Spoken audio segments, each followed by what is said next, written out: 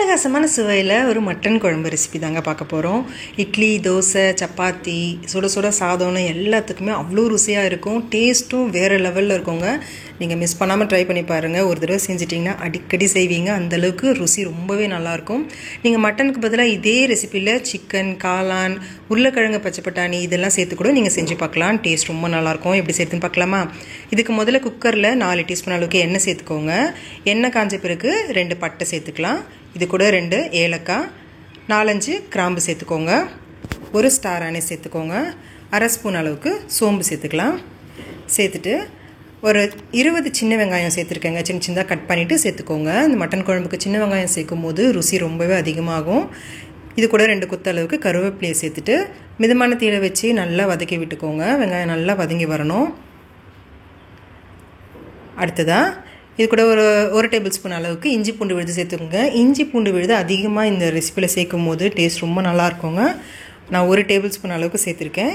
பச்சை வாசனை போகிற வரைக்கும் மிதமான தீயில் ஒரு 3-4 நிமிஷத்துக்கு நல்லா வதக்கி விட்டுக்கலாம். நல்லா கலந்து விட்டாச்சு. அடுத்ததாக 2 பெரிய சைஸ் வெங்காயத்தை இது போல் கொரகொரப்பாக அரைச்சி சேர்த்துருக்கேங்க. ரொம்ப பேஸ்ட்டாக அரைச்சிடாமல் கொஞ்சம் கொரகொரப்பாக அரைச்சிட்டு சேர்த்துக்கோங்க. வெங்காயம் நல்லா இந்த எண்ணெயில் நல்லா வதங்கி வரணும். எண்ணெய் பிரிஞ்சு வரணும். அந்த அளவுக்கு வதக்கி விட்டுக்கோங்க. பாருங்கள், இந்த அளவுக்கு நிறம் மாறி எண்ணெய் பிரிஞ்சு வந்திருக்கு இல்லையா? இந்த அளவுக்கு நல்லா வதக்கி விட்டுக்கோங்க. அடுத்ததாக 1 பச்சை மிளகாயை இது போல் சின்ன சின்னதாக கட் பண்ணிவிட்டு சேர்த்துக்கோங்க. இது கூடவே 2 பெரிய பழுத்த தக்காளியை எடுத்து சின்ன சின்னதாக கட் பண்ணிவிட்டு சேர்த்துக்கலாம். தக்காளியை நல்லா வதக்கி விட்டுக்கோங்க. மீடியம் ஃப்ளேமில் வச்சுட்டு தக்காளி நல்லா குழஞ்சி வர வரைக்கும் வதக்கி விட்டுக்கலாம். தக்காளி சீக்கிரமாக வெந்து வர்றதுக்காக இப்போ உப்பு சேர்த்துக்கலாங்க. 1/4 டீஸ்பூன் அளவுக்கு நான் உப்பு சேர்த்துருக்கேன். உங்களுக்கு தேவையான அளவுக்கு சேர்த்துக்கோங்க. கம்மியாகவே சேர்த்துக்கோங்க. கடைசியாக தேவைப்படுச்சுன்னா கூட நீங்கள் எக்ஸ்ட்ராவாக சேர்த்துக்கலாம். இப்போ நல்லா கலந்து விட்டுக்கோங்க. உப்பு சேர்த்த பிறகு தக்காளி சீக்கிரமாக குழஞ்சி நல்லா வெந்து வந்துடும். அடுத்ததாக 1/2 டீஸ்பூன் அளவுக்கு மஞ்சள் தூள், 1 டீஸ்பூன் வெறுமிளகாய் தூள், 1 டீஸ்பூன் காஷ்மீரி ரெட் சில்லி சேர்த்துருக்கேங்க. இது குழம்புக்கு நல்ல கலர் கொடுக்கும். இருந்துச்சுன்னா சேர்த்துக்கோங்க. இல்லைன்னா வெறுமிளகாய் தூள் 1/4 டீஸ்பூன் அளவுக்கு சேர்த்துக்கோங்க. 1 டீஸ்பூன் அளவுக்கு மல்லித்தூள் சேர்த்துட்டு லோ ஃப்ளேமில் வச்சு நல்லா கலந்து விட்டுக்கலாம். மசாலா நல்லா எண்ணெயில் வதங்கி வரணுங்க. ஒரு 2 நிமிஷத்துக்கு வதக்கி விட்டுக்கோங்க. அடுத்ததாக மட்டன் சேர்த்துக்கோங்க. நான் 800 கிராம் அளவுக்கு மட்டன் நல்லா வாஷ் பண்ணிவிட்டு சேர்த்துருக்கேன். சேர்த்துட்டு நல்லா கலந்து விடுங்க. மட்டன் நல்லா இது மசாலாவில் ஒட்டி வரணும். நல்லா கலந்து விட்டுக்கோங்க. பொதுவாக மட்டன் குழம்பு நம்ம செய்யும் போது மட்டனை முதலே தண்ணியில் வேக வச்சு எடுத்து அதுக்கப்புறம் மசாலாவில் சேர்ப்போம். நான் டைரெக்டாக மசாலாவில் மட்டனை சேர்த்துருக்கேங்க. இது போல் சேர்த்து செய்யும் போது இந்த மசாலா எல்லாமே மட்டனில் ஒட்டி நல்லா வெந்து வரும். டேஸ்ட் ரொம்ப நல்லாயிருக்கும். இது போல் ஒரு ட்ரை பண்ணி பாருங்கள். இப்போ இது நல்லா கலந்து விட்டாச்சு. இப்போது தண்ணி சேர்த்துக்கோங்க. நான் ஒரு 1/2 கப் அளவுக்கு மட்டும் தண்ணி சேர்த்துட்டு கலந்து விட்டுக்கிறேன். கலந்து விட்டுட்டு இப்போ இதை மூடி வச்சிடலாங்க. ஒரு 5 நிமிஷத்துக்கு மீடியம் ஃப்ளேமில் வச்சு இது வேக வைக்கலாம்.